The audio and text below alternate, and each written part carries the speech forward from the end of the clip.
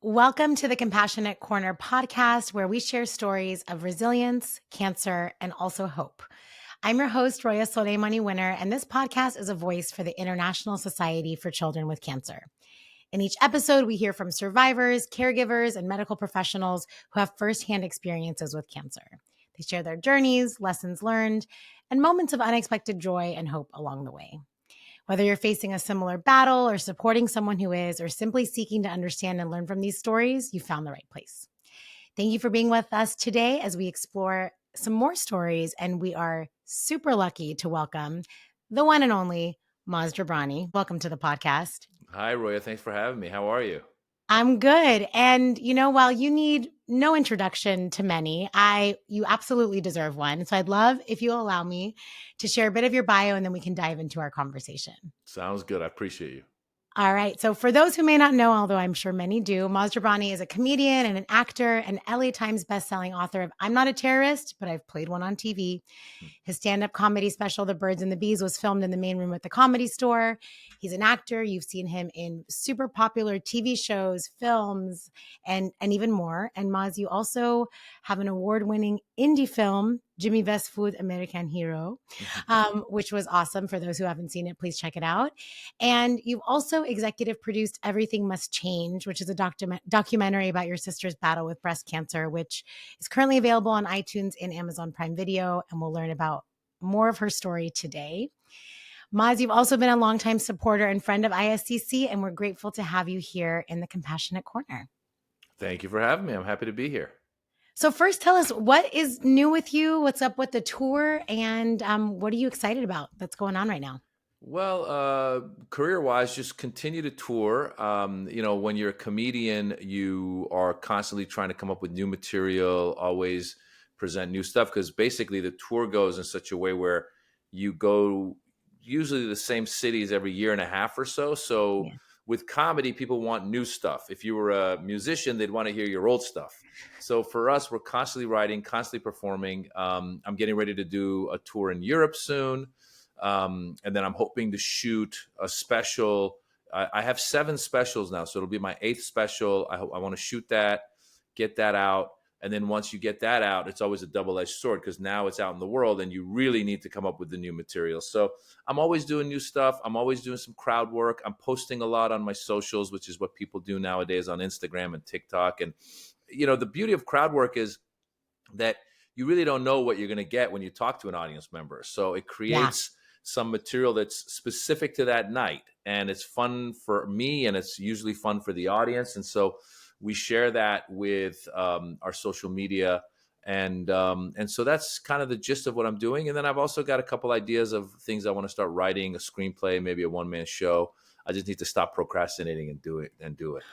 Well, you got a few things going on, shows and specials and the socials. So we're excited to continue to follow you and see what you've got cooking next. Where do you gain some of that inspiration for the new content that you're making? I know when your kids were little, there was a lot that came in from that age. Having 2 young ones myself, I go back and watch your old stuff and absolutely relate to it now at this stage in my life. Where are you where do you pick up your inspiration on those moments? I think that I'm looking for that. I kind of want to delve a little bit into my relationship with my father. I want to delve into more, a little deeper with, I did my Netflix special, was called Immigrant, and it was about being an immigrant in America. I want to delve even deeper into that, because I feel like this anti-immigrant sentiment still exists out there. So these are themes that interest me. Sometimes it's just, a joke or two comes to mind, or a story or two comes to mind. I go, oh, wow, that could be part of a full show.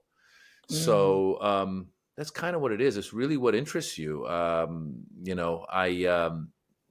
As we lead into the elections, I'm interested in a lot of political stuff, but that's not as evergreen. It kind of comes and goes. Because obviously as the seasons change, leaders change and all that stuff. So I don't know how much I want to lean into the politics of it as much as I want to lean into just humanizing immigrants and also telling my story, because I know that when I tell my story, a lot of people relate to it, because we all have relationships with our parents that were seen one way, and then when we reflect upon them, they other things come out. So I just think Yeah. there's something there. So I really want to delve into that. Yeah, that's kind of you're being a performer that also has to write is almost like doing self therapy, because you got to keep asking yourself, like, what's my next thing? What am I going to Yeah. write about, and what interests me? Unless if you have some amazing, genius brain, and you're able to just fictionally, come up with fiction left and right, and just write some fantasy world. But even there, you have themes that you probably visit from your past. So yeah, I'm constantly kind of asking myself as I fall asleep, or Yeah. what am I going to write about next? It's a little bit of a challenge. And you are so authentic in the ways you share those pieces. So it's awesome to watch you continue to develop that and share, because like you said, it's really relatable. It makes, our human experience like, oh, it's not just me. I'm not the only one feeling that way. So thanks for bringing that to, all the platforms and stages that you do in a way that also makes us smile and laugh and reflect. And so, thinking about sort of laughter as medicine, and how humor is a really important part of how we have resilience, or how we sort of process big life moments. Um, I wanted to transition a bit and talk about your sister Mariam. And first, just can you tell us a bit about her life and growing up together, and what it was like, being Maz and Mariam as kids, and growing up into your lives together? Yeah, Mariam was 2 years older than me, and she was probably the closest person to me. We grew up together as siblings, and we experienced all the same stuff, except hers was, again, 2 years ahead. Um, but we had a lot of experiences together. When I tell the story of coming to America, I always tell the story of being with Mariam, and we were in New York, because my father was in New York on business, Mm. and that's when the protests had picked up in Iran. And my dad told my mom to get me and Mariam and bring us to New York, where he was on business. And we left my baby brother Kashi back in Iran, because we thought we'd come back. We thought we'd be back in a couple of weeks. I always say we packed for 2 weeks, we stayed for 45 years.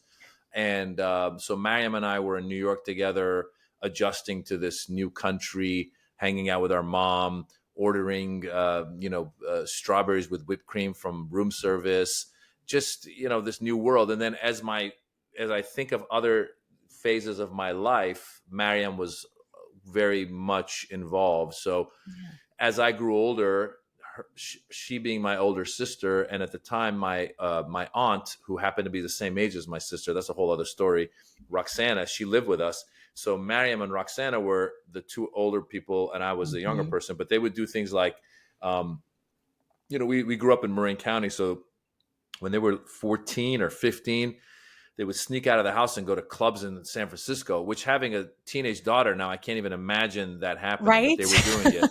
And then eventually and then my dad, being the Persian, macho man that he was, would Yeah. never have let them go. So they had to sneak out. But then once I was around 14, which meant they were around 16, they used me as an excuse to go. So they would take me and my friend, and they would sneak us into these clubs. And so my first exposure to nightlife was through Mariam and Roxana. And so again, we were very close together. And then when I was at undergrad at UC Berkeley, Mariam was also there. So again, a lot of bonding. And then just later in life, living down in LA, we just moved together a lot. And so yeah, she was probably the closest person to me. And it was one of those people that whenever you land from a trip, you would call them first, and, hey, how are you, what's going on, catch up, that kind of stuff. So yeah, that's who my sister was.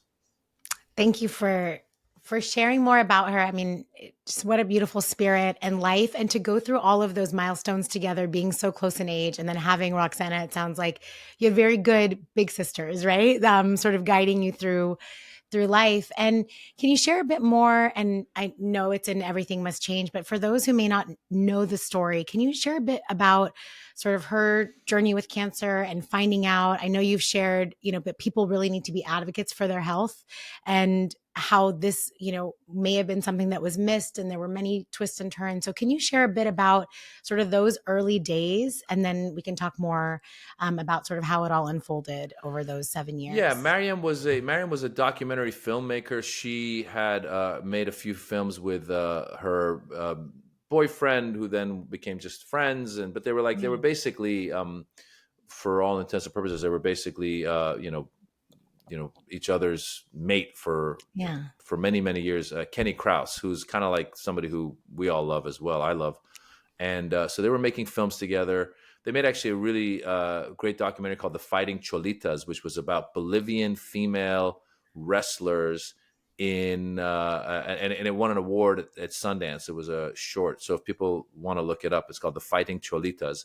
And then Mariam, I think around 2009 or so, had gone in for an exam, and she was at the time in her late 30s. Mm-hmm. And we didn't have a history of breast cancer in our family. And I think there was a little something that she found or they had noticed. But because she didn't have a history, they said, oh, you don't have to worry about it. And so she came back a year later and they looked at it and they said, oh my gosh, it's breast cancer. So this poor girl in her late 30s was diagnosed with breast cancer, and she had to get a double mastectomy and go through all that and go through chemo. And it was such a and Mariam was someone who had a lust for life. She was also a producer on a lot of reality shows, and she was just kind of like a little a little like firecracker. Like she just had this great energy, and so it was hard for her to go through all of this stuff. And she had put her faith in Western medicine, and in a way, it had failed her. So she started going on this journey to see if there was alternative routes to help. And so she traveled to India. She traveled to South America. She met with spiritualists. She changed her diet. And there were times in her, from the time she was diagnosed in around 2010 to the time we lost her in 2017. So those 7 years she was on this journey. So she and Kenny made a movie out of it. And that's what the movie Everything Must Change is. And it was, I think one of the things that people rely on modern medicine, and they think that, oh, when you go into a doctor's office that they're really being thorough with everything. Yeah. But that's when I said you need to advocate for your own health. In retrospect, if Mariam had gone to another doctor that might have been a little more aggressive with trying to catch it early on, maybe the year before, they might have said, oh, you have a little mass? Well, let's go ahead and, take a look and see what it is and do a biopsy or whatever they got to do. And so unfortunately that did not happen. And quite often you hear those types of stories where you go, oh, if you caught it earlier, we could have done something. So that's one of the lessons that came out of that. And then the other lesson is, Mariam had a lust for life before, but she even had more of a lust for life after. And I think that's the other thing, at one point when, I think it was when she went from the diagnosis in 2010 to when it first, double mastectomy, all that. But then I think it was like 2013 or so when she was getting an exam, and they found that it had spread to other parts of her body, like her liver and the sort. And basically her doctor at that point said, well, it's a matter of time. Like, I don't know how long you have. And we went to another doctor who said, who am I to tell you? He goes, some people live 20 years with this, and some people live, 2 years. I don't know. And he said, you could leave this office right now and get hit by a car. And so when you look at it that way, you go, okay, so yeah, we do need to be reminded of living our lives and having a lust for life.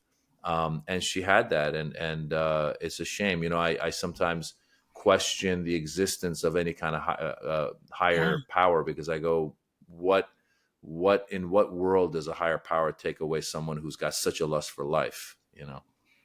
Such a bright light. And do you find yourself going back and watching and seeing those videos? I mean, how incredible that her and Kenny were able to really capture those moments, the good and the harder ones, and the world travels. Like, you have this sort of archive of those moments, again, the good, the bad, and the really difficult. And I think for people, especially what you were saying in terms of getting that second opinion, I think women in particular are not really sort of taken seriously when they're presenting those things. And so we've heard it here and in other conversations, like, really, like, we have an intuition for these things. I think generally people do. And so push the doctors, ask the questions, see if it's possible, push the insurance companies if needed, because ideally, like, you're helping other people too. I know that's absolute tragedy to have lost her.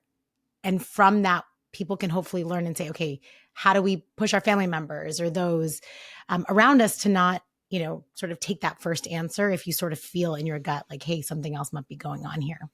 Yeah, I've had people reach out to me and say that they saw her movie and it helped them, deal with what they're going through. And it's a movie. I mean, the movie itself is also the immigrant story of coming to America. She Yeah. tells the story of our family, and I think they tell a beautiful story. And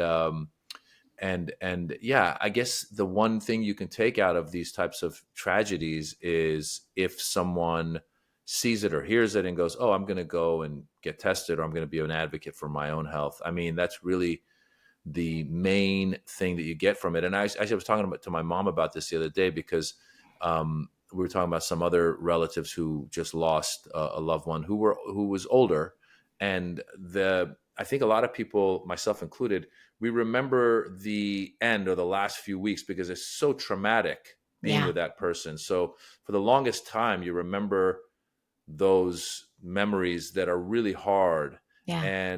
But as time goes by, once in a while something will happen, or you'll see something or hear something and go, "Oh, Mariam would have loved this.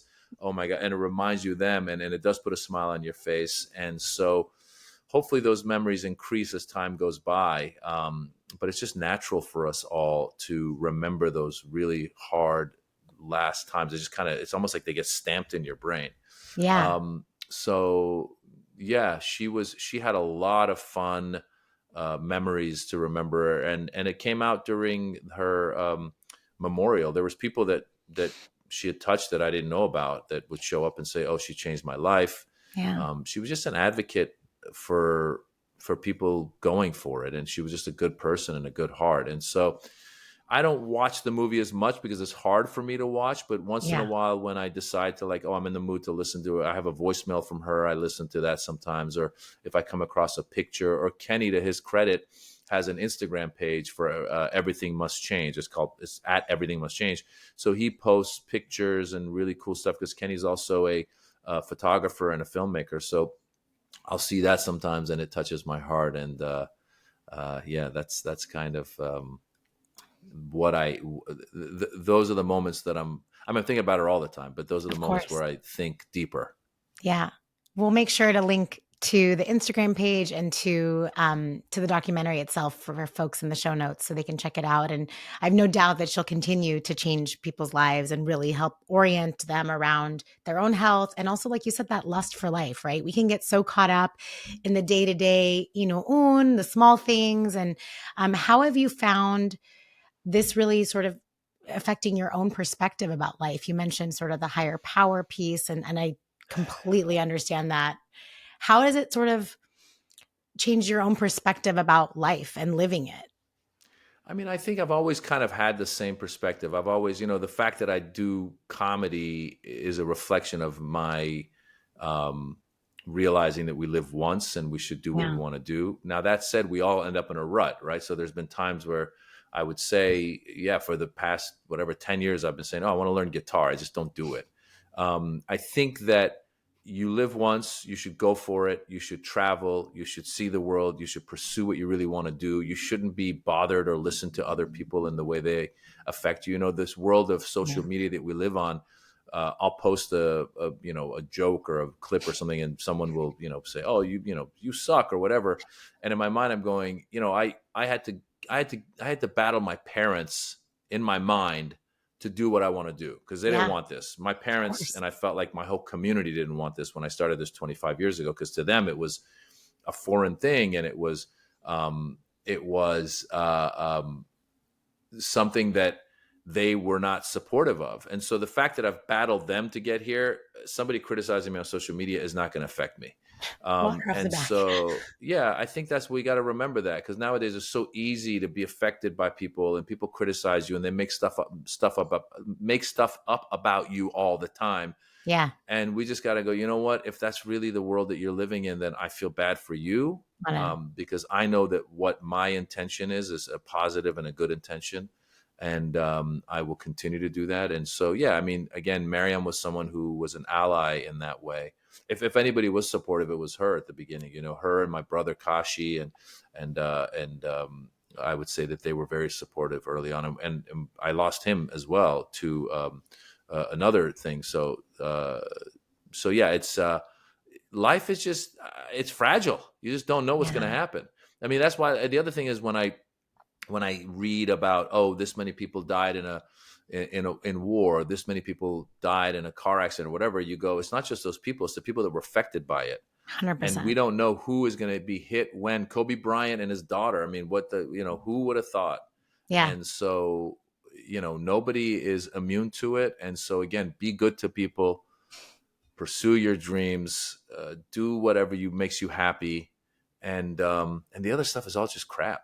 It's all crap. And what I'm hearing from that too is like, it's love also, right? Like we need to remember that is really, and I think Mariam said this too in the documentary, it's like the foundation for everything. And it may have been, I think, from your grandfather as well, that we can so lose sight of that again, whether it's people on autopilot or nasty comments on social media, which really are just a projection of people's own stuff. We could probably do a whole other conversation about that. So, but at the end of the day, like it's human connection, it's love, it's people. And there's so much good in the world and we can get bogged down by the noisiness of the bad. But thank you for helping us also see the good, laugh at the bad, also sometimes laugh at the good as well. And I'm wondering how sort of humor and laughter, because again, I'm sure it's not easy to muster that in those really hard and traumatic moments. Like, where were you able to turn to humor with Mariam and with your family, or was that sort of not present in the moments? Like, walk us through No, that I a little mean, bit, if you I don't think, mind. I think, I think I have to get on stage. That's what I do. Yeah. So whether it's with Mariam or the earliest one I remember was with my grandfather, Akbar Farzaneh, who was very close to us. He lived with us, and he was kind of like a philosopher of sort. He was kind of like our Gandhi. He was this very progressive, older Iranian man. Yeah. And he would basically run our house. He would cook, he would clean, he would go shopping, and Mariam and I and Kashi, my brother, and my other brother Joe, we all loved him and we lived with him. And so um, when he was, he lived to be in his 90s, and the last week of Mashallah. his life is when he was, he basically like had like 2 or 3 weeks where he was sick, and then he passed away. And those last few weeks, he was in our home in hospice care, but in our home in a bed. And it got really taxing because at a certain point you just be sitting there waiting, and he's basically, he's gone. He's taking whatchamacallit, they give him what's it called? Like Valium or the Valium or just whatever. keep No, it was Valium. It comfortable. was it Yeah. was it was one of those things that kept him just sedated. And at some point, I remember, I think I took my cousin, who was also very close to him, and we went to the Comedy Store to just like let off some steam. And I was doing material about my grandfather. Actually, he just passed, and we went and and I was doing material kind of in honor of him, talking about him, and we were laughing, and that helps. It does help. I mean, you can't just turn it around the next day and do it, but laughter is one of the big emotions of life, and obviously sadness and crying is, as well as laughter. So for me, I'm lucky to have that in my life and have to do it. I mean, I can't Yeah. not do it because it's my occupation. So, in our cultures, we have this, if people are highly religious within the Iranian religious community, they would say, oh, you got to mourn and wear black and just be in mourning all this time. You can't laugh. But I'm going to say that actually laughter is also an emotion. It's a way of mourning. And I would say that there were times where that helped Yeah. with the losses I've had. Yeah. And again, I think you've helped others probably through it too, especially when our cultural sort of standard, as you were saying, it's like you only wear black and you're constantly in grief and mourning. And man, name me too, I'm zishte if I'm out laughing. But actually, like you said, remembering that person, remembering their joy, remembering those good moments is honoring them, right? It Yeah, and is it's interesting honoring their because memory. the other thing I'll say is when you talk about it, because I talked about losing my brother to addiction, I talked about Yeah. losing my sister to breast cancer, and having talked about it and in public, there are people that will come up to me at shows or after shows, and they'll say, "I lost a sibling to this, I lost a Mm. loved one to this," and you realize how many people I mean, we're all headed that way. You're Yeah. inevitably you're going to lose someone to something, and Yeah. so. And there's a lot of people in our community who feel like it's shameful to talk about certain things, and it's not. It's Nope. actually a way of bringing the community together and realizing. By the way, for me, it makes me feel part of a community when somebody talks to me about that, because I go, wow, we share that. I remember Yeah. actually being at Mitzi Shore, who was the owner of the Comedy Store. She passed away, and I got a chance to go to her. It was a very small kind of gathering, and her son Pauly Shore. I felt flattered that he reached out. He said, "Come up and be a part of this." So I went and I Love was it. part of it. And Bob Saget, who we've lost since, who was an Yeah. amazing person and an amazing comedian, he was there. And as we're leaving, we started talking, and he goes, "Yeah, my two siblings are buried here." And I said, "Oh, wow, you've lost two siblings?" And I said, "I've lost two siblings." I just got And chills. Yeah. we connected on that. And I thought, and it made me feel, as much as I don't want anyone to lose anybody, it made me feel like, it made me feel better that I wasn't the only Yeah. one that had that. And so I think that it's important to talk about these things. I think it's important to break the taboos that our communities have set up, where they say, don't talk about this, don't talk about that, Yeah. only show strength. It's the stupidest thing in the world. And so, yeah, I try to, whenever I can, whenever the occasion is right, I talk about it. Yeah. And we're grateful for that. And I think our generation, our kids, and moving forward can hopefully shift that paradigm. They're growing up here. They can learn from you. They can learn from the environment they're in, that like not only is there not shame in talking about it, it's actually very like healing, cathartic. There's strength in being able to share that, because again, it's not like, oh, that's never going to happen to any of us. It's sort of a human condition that will come. And so instead of feeling alone in those moments, we can feel more connected, right? And Yeah. um, I'm wondering too, the support you've given ISCC, and you showed up for events, and has that helped too? Or sort of what's your link with the organization, and sort of how has that helped you in this as well, if at all? Well, I've always, within the community, we have certain charities, and there's a handful of us who can be at these events, and so they've asked me, and I've always been very impressed by what they do. They've always had testimonials at these events where they show videos of people being helped, and other people who are living in America who go visit these hospitals. And Yeah. I guess the way it really helps is when you're someone who's lost a dear person, when you see other people that are suffering. And sometimes the stuff we see with ICC is with children with Love cancer, it. and you go, oh my gosh. I mean, it's just like, again, it makes you appreciate your own health, and it makes you appreciate just what you have. And I mean, again, I appreciate what they do. I've seen at the events the amount of money they're able to raise, and then you see the testimonials, and it's heartbreaking that anybody has to go through what some parents are having to go through, some young people are having to go Yeah. through. And I think it's great to have organizations like this that are able to um, help those people suffering with cancer, whether they're in Iran, or Yeah. they're in somewhere in Asia, or they're in Yeah. America. I mean, they're suffering all over the world. So again, it goes back to what you said. It goes back to love. If we can help provide some sort of help and solace to these people, then why not? Yeah, that's exactly why I'm involved. And I'm hoping too that with this podcast and with the outreach the organization does, we're able to touch people's hearts in that same way. And again, make them feel less alone, have the conversations. And then, when you think about, no child should ever have to go through that. No family should ever have to think about how their child's going to get treatment. That's the power of St. Jude here in the US, right? And so to see what ISCC and MAC are able to do, it is absolutely heartwarming and heartbreaking at the same time, because they're going through it, but it's good to be able to do something. Yeah. Um, are there any sort of final thoughts or words or reflections you want to share as we wrap up our time together today in the Compassionate Corner? I mean, I just think I just remind people, whether you're 80 years old, or you're 15 years old, or whatever you are, if you have something you wanted to do it. You Yes. never know how short life can be. And then just try to be good to each other. I travel a lot these days, and people were on edge at the airports a lot. I mean, it's gotten a little better, but I tried as much as I could to always kind of give people the way. Please, after you go ahead, just be kind, smile. Yeah. There's no reason. I mean, this political landscape rips us apart. Yeah. And I think if we can just step back from it sometimes and realize that we're all just trying to get through the day, it's not a bad way to lead your day. Leading with kindness and with love. That's a great place to end.